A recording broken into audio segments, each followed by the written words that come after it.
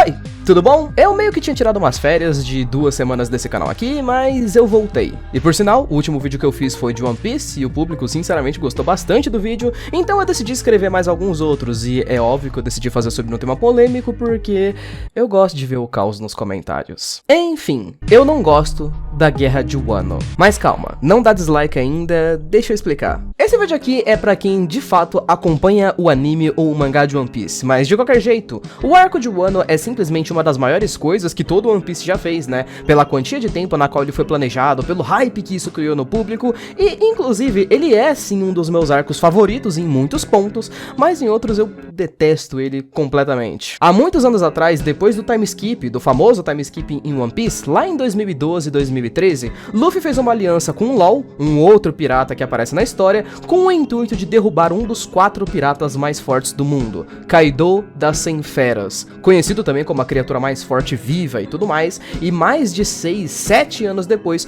começou a Guerra de Wano, que foi preparada por muito tempo com o hype de ser uma das melhores coisas que One Piece já teve. Eu adoro, cara, o arco de Wano, por muitas razões, por muitos momentos emocionantes e tudo mais, mas eu acho que tem um probleminha. A guerra final, a guerra em Onigashima. Eu simplesmente detesto essa guerra, e nesse vídeo aqui vou tentar explicar alguns pontos do porquê eu não gosto dela. Mas lembrando, inclusive, antes de começar o vídeo, né, eu sei que o público de One Piece não é muito acostumado com críticas, com pessoas falando muito mal de One Piece. Eu sempre que vejo os capítulos do mangá, inclusive, eu desço pra poder ver a galera se matando nos comentários e tal, já que ninguém aceita a opinião de outra pessoa. Então lembrando que esse vídeo aqui é baseado na minha opinião. Então, de fato, você pode simplesmente discordar de tudo que eu falei e tá tudo bem. Se você discorda de alguma coisa, bom, no fim das contas é só um desenho japonês, não precisa ficar estressado, tá bom? Então, tá certo. O meu problema com esse arco aqui poderia ser muito bem resumido em apenas uma frase: ideias muito boas, execução meio bosta.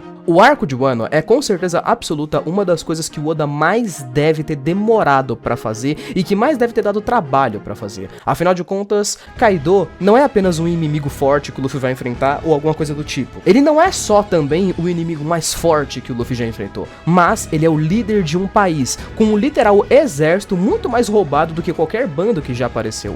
Os piratas que o Kaido comanda, né, os piratas das feras, nem podem ser chamados de um bando. Os caras são literalmente um exército. Tem 500 pessoas com Akuma no Mi, fora mais de 3.000 membros com frutas artificiais e bem mais de 5.000 membros, considerando que o Luffy vai pra cima do Kaido com 5.400 aliados, incluindo samurais, os minks, muitos personagens que foram preparados por anos pra poder chegar nesse momento, e aí só o bando do Luffy em si, né, que aparece dentro do arco pela primeira vez junto em muitos anos, já são ali 10 personagens importantes. O bando dos Chapéus de Palha tá presente, fora eles nós temos Kaido e Big Mom, que são 2 Yonkous, né, os vilões principais do arco. Nós temos os 3 astros principais, que são comandantes de Yonkou poderosos. Nós temos os Tobiropo, 6 personagens fortes do bando do Kaido. Nós temos os samurais, em especial, né, os bainhas vermelhas. Nós temos os minks, que quase ninguém lembra, mas eles aparecem no arco. Nós temos o Orochi, nós temos um monte de coisa. E isso pra mim cria o primeiro grande problema de Wano. Muitos personagens, muita coisa, pouco tempo de tela. Um dos problemas de você fazer um arco grande desse tamanho, cara, e com muita coisa acontecendo ao mesmo tempo, é principalmente que, como tem coisa demais acontecendo uma por cima da outra, acaba que nada vai ter a profundidade necessária, nada vai ter tempo pra poder se desenvolver também. Se a gente for pegar, por exemplo, os próprios Chapéus de Palha em si, né, os Chapéus de Palha, eles são basicamente o nosso grupo principal, os protagonistas da história, são os personagens mais populares da série, afinal eles são os principais. E se a gente for pegar algum arco de exemplo pra poder comparar ele com a Guerra de Wano e tudo mais, acho que fica mais fácil pra gente entender. Por exemplo, o arco de Alabasta, né, que ele é muito popular. Uma das razões pra esse arco ser tão popular, cara, é porque todos os Chapéus de Palha, eles têm um envolvimento geral com aquele arco. Então, a gente tem desenvolvimento emocional desses personagens e todos eles acabam tendo o seu momento. A Nami tem uma luta muito da hora em Alabasta, o Usopp tem uma luta muito legal em Alabasta, o Chopper tem momentos legais e tem uma luta legal em Alabasta. Então isso é muito interessante. Agora imagina você se o arco de Alabasta tivesse tanta coisa e tantos personagens que as lutas principais do arco fossem lutas dos personagens de Alabasta mesmo, sabe? Tipo do Pel, por exemplo, que é um personagem que tem Alabasta. Imagina se ele tivesse uma luta legal, mas o Usopp não tivesse nenhuma. Será que o impacto do arco seria o mesmo? Wano é um momento muito importante, cara, do anime, né? Onde o Luffy, basicamente, se o Luffy e o bando dele ganharem aquela luta contra Kaido e Big Mom, o Luffy vai virar literalmente um dos piratas mais fortes do mundo, um passo mais perto de ser o rei dos piratas. A maioria dos Chapéus de Palha não tem envolvimento emocional nenhum com aquele arco. Eles mal têm algum envolvimento emocional com o Kaido e com todo aquele rolê. Quer exemplos? O Usopp, por exemplo, né, que é um personagem muito amado pelo pessoal, um dos Chapéus de Palha mais populares e tal. O que ele faz na Guerra de Wano? Nada.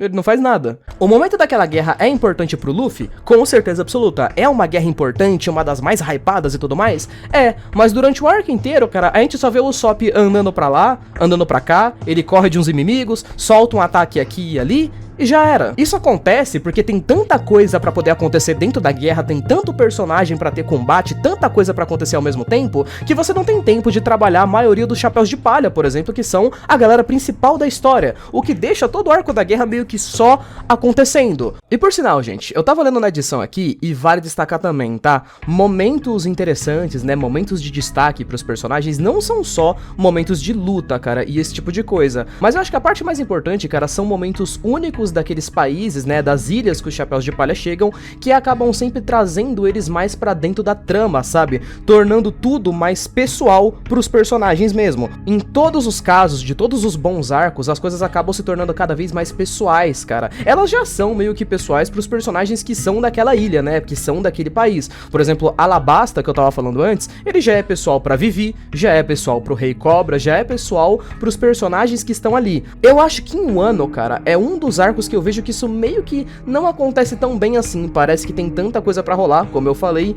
que não fica tão bem separado. Por exemplo, quando eles chegam em Wano, cara, a gente tem cidades que estão passando fome, cidades que literalmente não têm o que comer, bebem água infectada, e além disso, cara, tem uma cidade que inclusive comeu, né, foi dado pra eles comerem Smiles, que são Akumas no Mi que meio que não funcionavam direito, e aí todas as pessoas daquela vila simplesmente não conseguem mais demonstrar sentimentos, elas ficam só rindo, ou seja, além de estarem passando fome, elas foram infectadas, cara. Isso era uma situação simplesmente genial pra adicionar momentos bons pra, por exemplo, o Sanji, por ver as pessoas daquele país passando fome nas mãos de um governante incompetente que só se importa com armas, ou então o próprio Chopper, que poderia ver as consequências das Smiles e etc, coisas que poderiam ser muito bem desenvolvidas, mas acaba que não acontece. O Sanji e o Chopper nem estão presentes ali naquele momento, então eles acabam nem sabendo direito disso e tal, e quando você chega nos momentos ápice do arco, onde as lutas vão começar, esses personagens acabam não tendo nada em pessoal contra esse bando de piratas, além de saberem que eles são do mal e tal, então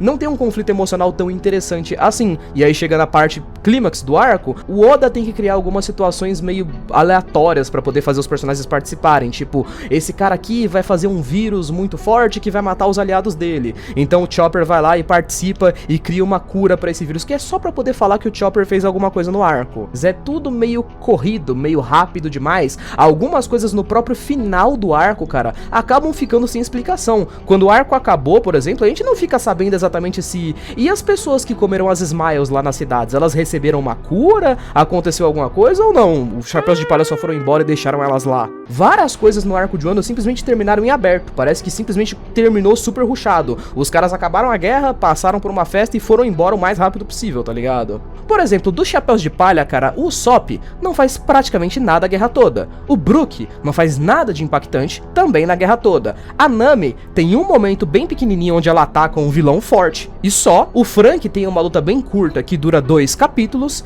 e o Jinbei também tem uma luta bem curta que dura 2 capítulos. É uma luta legal? É, mas é uma luta bem pequena. Eu sinto que, tipo, o arco de Wano ele é tão grande, mas tem que acontecer tanta coisa nele que não sobrou espaço pra maioria dos personagens terem coisas legais pra acontecerem. Tipo, é como se o arco de Wano fosse ter 100 capítulos e o o Oda tivesse que ir dividindo, tipo, o que o Jinbei vai fazer na guerra? Ele sai andando por aí, ele vai achar um cara e ele vai lutar com esse cara por 2 capítulos. E ponto final. Esse é o único trabalho dele na guerra, agora pelos próximos 50 capítulos ele não vai fazer nada. Eu entendo que geralmente em todos os arcos de One Piece a ideia é justamente, né, os personagens teriam uma luta 1 contra 1 e pronto. Mas mesmo assim, cara, tudo é tão rápido que mal passa aquela sensação de que os inimigos são fortes mesmo. Os piratas do Kaido deveriam ser tipo os mais fortes que os Chapéus de Palha já enfrentaram, sabe? Deveria ser as lutas mais difíceis e tal. E algumas delas até são, né? A luta com Kaido, por exemplo, é ridiculamente difícil. Luffy é derrotado umas 3 vezes e tal, o que é muito louco. Mas o resto das lutas, cara, são tão rápidas que nem passa aquela sensação de que esses inimigos são mesmo fortes. Fora o fato, cara, de que mesmo que esses inimigos sejam assim tão poderosos, etc., One Piece não tem lá muito costume de matar seus inimigos, né? Eu não coloquei isso como um problema, digamos assim, na lista, mas pra uma guerra nesse nível da história e nesse ponto já nos 1000 capítulos... Inclusive, mano, eu fui pesquisar e olha só isso aqui que engraçado, cara. Todas as mortes que aconteceram no arco de Wano em One Piece. O maior arco de guerra que One Piece já teve até hoje, em teoria. 4 mortes. Os 4 são secundários de luxo, 2 morreram fora de tela. Nem o Kaido, que é a criatura mais forte do mundo, que saiu na porrada com mais de 30, 40 negros dentro da guerra, nem ele conseguiu matar alguém, cara. E olha que ele tentou. Ele chegou a acertar ataque na cabeça de personagem que já tava cansado, que já tava morrendo, e mesmo assim o personagem saiu vivo. Ou seja, vamos ser sinceros, a sensação de perigo que a guerra passou, no geral, é bem pequena. Sinceramente, acho que o geral que a gente poderia usar pra poder resumir isso é que, às vezes, cara, menos é mais. Talvez se a gente tivesse menos personagens, menos conceito, menos coisa pra poder trabalhar, esses 100 capítulos poderiam ter tido muita coisa mais interessante, que acabou não tendo. De qualquer jeito, seguindo pro segundo ponto aqui da guerra, a Big Mom. A Big Mom. Cara, a véia é literalmente um dos antagonistas mais injustiçados de todo One Piece. A Big Mom tem um passado muito maneiro. Fora que ela também tem um bando muito maneiro, né? Todos os filhos dela, os poderes relacionados a doces, a comida e tal. É tudo muito bem pensado. Porém, a gente tem um problema com o personagem dela. E o problema é, a Big Mom é uma piada nesse anime. A velha é apresentada inicialmente como um dos inimigos principais da Guerra de Wano, um dos 4 piratas mais fortes do mundo e tudo mais, mas toda vez que ela aparece em cena, cara, você se questiona se ela realmente é tão forte assim mesmo. Eu sempre me questionava, cara, em como em 30, 40 anos ninguém tirou o posto dessa velha e tomou o título de Yonkou pra si, porque, meu Deus, ela é muito bucha, cara. Imagina o seguinte, tem um jogo online, daqueles jogos competitivos e tudo mais, né, e aí você tem uma criança que joga o game e essa criança decide comprar todos os melhores itens com o dinheiro do pai dela. Ela compra a melhor armadura, a melhor arma, o melhor poder, e ainda assim ela é meio ruim no jogo porque ela não sabe jogar. A Big Mom tem um corpo quase indestrutível, ela sabe usar hack, ela tem uma Akuma no Mi extremamente roubada e tudo mais, e mesmo assim você quase nunca vê ela acertando um ataque. Quando ela acerta o ataque não faz nada, e na maioria das vezes ela não consegue nem desviar de golpes, velho. A Big Mom no início do arco é atropelada por uma moto. Ela é derrubada do domo onde a luta principal tá acontecendo, como se simplesmente ela não precisasse estar ali, sabe? Os personagens fazem uma estratégia em 5 minutos e jogam ela no oceano. Ela só não morre por causa disso porque a fruta salva ela. A Big Mom passa a guerra literalmente inteira sem usar hack do armamento pra atacar ou pra se defender uma única vez. Ela até usa em um certo momento, mas é pra atacar uma pessoa do bando do Kaido, ou seja, um aliado. Ela vai atacar um aliado, aí sim ela lembra que ela tem hack do armamento, que ela pode ser forte e nocautear um dinossauro com um soco só. Mas quando ela vai lutar com os inimigos que ela realmente quer derrotar, ela fica dando soquinho no vento, fica errando todos os golpes e levando porrada de graça, cara. Fora que ela é derrotada por Law e Kid. O nível de avanço de poder que os moleques tiveram pra poder derrotar ela foi hilário, né? Porque na linha do tempo de One Piece, há menos de 3 meses atrás, a gente tava em Dressrosa, onde o LOL não conseguia sozinho tancar o Doflamingo. Mas agora, sem a gente saber de nenhum treinamento que ele já teve, do nada, a fruta dele despertou e ele consegue tancar agora a Big Mom. A Big Mom apareceu nesse arco aqui e ela foi jogada de escanteio, foi derrotada meio ali qualquer coisa e o bando dela pior ainda, cara, que os caras queriam chegar na guerra, eles só estavam tentando passar ali pela correnteza, mas eles não conseguiram. E aí eles meio que só desistiram, sabe? O Oda meio que só deixou eles do lado de fora da guerra, pra eles não participarem. Porque, como eu falei, já tinha tanta coisa na guerra que eu acho que o Oda tava ligado que não dava pra eles participarem. Então, bom, eles só ficaram na porta da ilha durante a guerra toda mesmo. E, aproveitando que a gente tá falando de vilão, inclusive, vamos falar do terceiro ponto em específico que é muito importante pra Wano, né? Vamos falar do Kaido, o vilão principal do arco. Cara, uma coisa que sempre me surpreendeu muito no Kaido, como vilão em específico, cara, é como ele ficou anos sendo preparado, sendo hypado pro público e tudo mais, pra quando ele de fato aparecer na obra, ele ser um dos personagens que o público menos se importa. Pra vocês terem uma noção, por exemplo, a última pesquisa de popularidade que o One Piece teve foi realizada em 2021 e 2022. E nessa pesquisa, cara, o Kaido não tá nem entre os 60 personagens mais populares. Mesmo a gente sabendo que tá rolando o arco do Kaido. Ele é o número 65, cara. Aquele urso do bando do LoL, o Beppo, é mais popular que o Kaido. Esse personagem aqui, que é tipo o Igor 3K do Flow Podcast, num caixote, é mais popular que o Kaido. E sabe por que isso, cara? Por que o Kaido é tão esquecível e por que o pessoal se importa tão pouco com ele? Eu acho que eu sei um pouco da resposta. É porque quando o Kaido foi apresentado como vilão e tudo mais, né, e como personagem, uma das coisas que mais era interessante a respeito do Kaido era o quanto a gente não sabia nada sobre ele ainda. E tudo dava a entender que ele ia ser um personagem que tinha muito a mostrar, principalmente pro quão importante ele era. Ele foi parte dos Piratas Rocks, então ele sabe coisas sobre o passado, sobre os D, talvez, e quem sabe até algumas coisas a mais. Em algum momento da sua vida, ele desenvolveu depressão e busca por um lugar pra morrer. A razão disso a gente ainda não sabe, de fato. Ele literalmente escravizou um país, permitiu testes em crianças e várias outras coisas. Então a camada de aprofundamento que a gente podia ter no personagem dele é ótima, mas nada disso acontece. O que é o Kaido no geral? Quando ele é apresentado pra gente, nós sabemos que ele é um cara triste, cachaceiro e que é o homem mais forte do mundo. 200 capítulos depois, quando a guerra acaba e o Kaido é derrotado, o que a gente sabe sobre o Kaido? Que ele era um cara triste, cachaceiro e que ele é o homem mais forte do mundo. No geral, o personagem dele é só isso. A personalidade do Kaido é ser o cara mais forte do mundo e só. Claro que existe muita gente que eu já vi comentando, inclusive, né, que o Kaido já é um baita vilão com o que ele tem. Ele não precisa de um passado, de motivações e tudo mais. Ele já é da hora só sendo forte, maneiro e malvado. Esse é um dos pontos que, sinceramente, eu discordo. Muito forte. Só por você olhar a lista dos personagens mais populares de One Piece, dá uma olhada nos vilões que são mais populares na obra. E você vai perceber que esses vilões que são mais populares são justamente o oposto disso. São caras que não eram só malvados e acabou, fortes e acabou. Eles tinham passado, eles tinham desenvolvimento, eles tinham motivações interessantes e eles tinham personalidades que desenvolviam. A gente até tem um flashback, inclusive, do Kaido, que eu acho muito engraçado, porque o flashback mostra basicamente isso. Ele era forte quando ele era criança. Aí ele cresce e fica adolescente e ele fica mais forte. Aí ele fica adulto e agora ele é ultra forte. E só. O que nós vemos dele em todo o arco é apenas ele sendo o cara mais forte do mundo. Tipo, ele vai lá, ele sobe no domo e um grupo de pessoas tenta sair com ele na porrada. O grupo de pessoas não consegue. Aí vem mais gente pra poder tentar sair com ele na porrada. Ele fica assolando as pessoas durante o arco inteiro sem matar ninguém, obviamente, porque ele não tem essa habilidade de tentar matar as pessoas e tal. E até que é bem feita essa parte dele ser o cara mais forte do mundo, sim, é extremamente bem feita. Ele literalmente tem tipo umas 6, 7 lutas no mesmo arco. Isso é maneiríssimo. Mas eu acho, cara, que pra tudo que o Kaido representava, pro ponto da história onde ele tava, putz, parece que faltou alguma coisa a mais, né?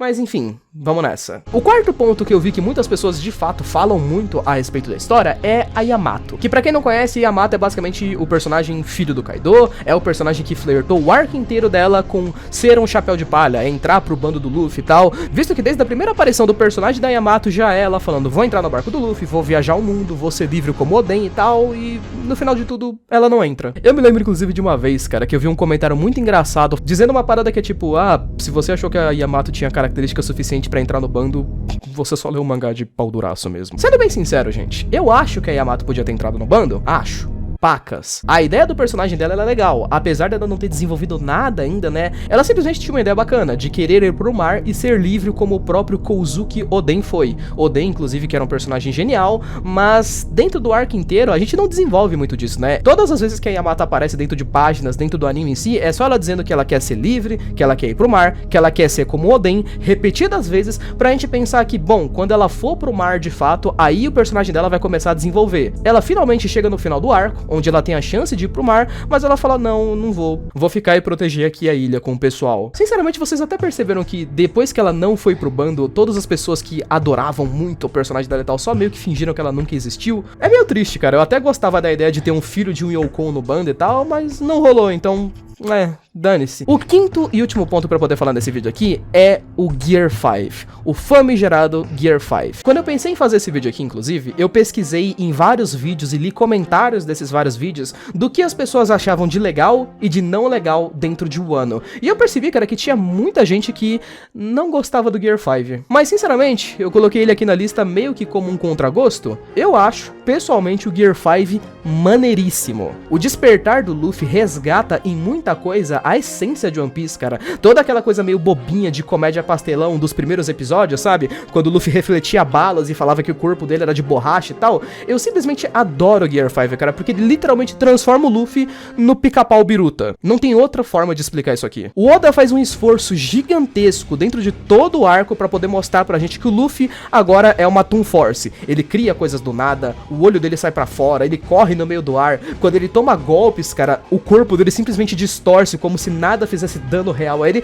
É simplesmente genial, cara. É engraçado, é um conceito muito maneiro e encaixa perfeitamente na ideia de Joy Boy, que literalmente se traduz pra garoto sorriso. Pelo que eu entendi, pelas explicações de todo o público e tudo mais, a razão pela qual as pessoas não gostam do Gear 5 de fato é o baita furo que isso cria na obra. E aí eu acabo tendo que concordar de fato, né? Afinal de contas, nós temos o governo mundial em One Piece, e eles sempre souberam que a fruta do Luffy era bem perigosa, então, né? Eles sempre souberam que a Gomu Gomu no Mi, então, era na verdade uma outra fruta, que era a fruta do Nika, o deus do sol. Essa fruta foi passada pra posse de uma pessoa com um chapéu de palha. A gente sabe que o chapéu de palha representa alguma coisa importante, porque, né, as últimas pessoas que carregaram o chapéu de palha foram só o Shanks e o Gold Roger. O Luffy é uma pessoa com D no seu nome, filho do Monkey D. Dragon, o homem mais procurado do mundo, e neto do Monkey D. Garp, o herói da marinha.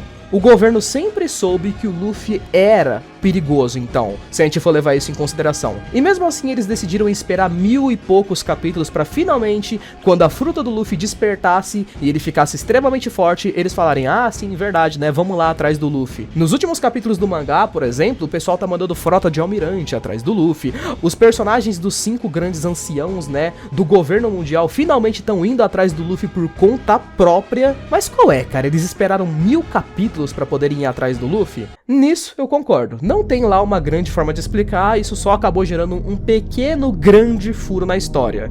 Mas, bom, o Gear 5 e essas outras questões aí, isso é assunto para outro vídeo, né? Falando sobre o Gear 5 e tal, que eu vou postar outra hora. Mas enfim, jovens, bom, esse foi o vídeo. Foi um vídeo bem grandinho, por sinal, né? Espero que vocês tenham gostado. Obrigado por ter assistido até aqui. Um beijo, abraço, valeu, falou e até mais. Fui!